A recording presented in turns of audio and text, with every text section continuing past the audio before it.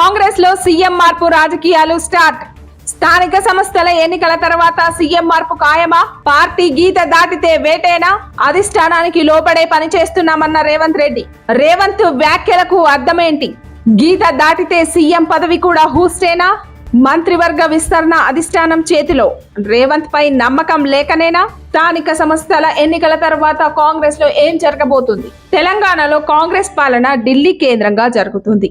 ఎలా అధికారంలోకి వచ్చినా ప్రజా పాలన అన్నారు కదా, మంచి పాలనను అందిస్తారని ప్రజలు అనుకున్నారు.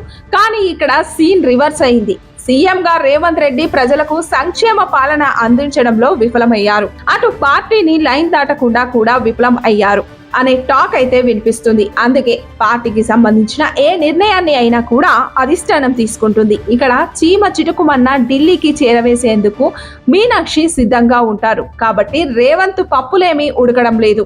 ఎమ్మెల్సీల నియామకం నుంచి అధిష్టానం చేతిలోనే నిర్ణయాలు ఉంటున్నాయి. ఇక మంత్రివర్గ విస్తరణ కూడా ఇదే మాదిరిగా జరుగుతుంది. సీఎం రేవంత్ రెడ్డి సెలెక్ట్ చేసిన పేర్లు కాకుండా పార్టీ కోసం పనిచేసిన వారికి మంత్రి పదవి ఇవ్వాలని నిర్ణయించుకున్నట్లు సమాచారం. ఈ క్రమంలోనే చాలా మంది ఆశావాహులు తమకు మంత్రి పదవి కావాలని బహిరంగంగానే చెప్పారు. దీంతో మీటింగ్ పెట్టిన సీఎం రేవంత్ రెడ్డి మంత్రివర్గ విస్తరణకు సంబంధించి నిర్ణయాలు అధిష్టానమే తీసుకుంటుందని చెప్పారు.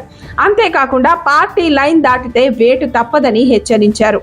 అయితే ఈ క్రమంలో పార్టీలో మరో టాక్ మొదలైంది. స్థానిక సంస్థల ఎన్నికల తర్వాత సీఎం మార్పు ఉంటుందని వాదన తెర మీదకు వచ్చింది. ఇప్పటికే ఎంపీ ఎన్నికల్లో అనుకున్న స్థాయిలో స్థానాలను దక్కించుకోలేకపోయింది కాంగ్రెస్. ఈ విషయంపై రేవంత్ రెడ్డి మీద కోపంతో హైకమాండ్ ఉంది. ఈ మధ్య కాలంలో రేవంత్ పై కూడా రాహుల్ గాంధీకి ఫిర్యాదులు వెళ్లాయి. ఇటీవలే సోనియా రాహుల్లపై ఈడీ కేసు అయితే కూడా నమోదైన రేవంత్ రెడ్డి స్పందించలేదు. కనీసం చిన్న ట్వీట్ కూడా పెట్టలేదు.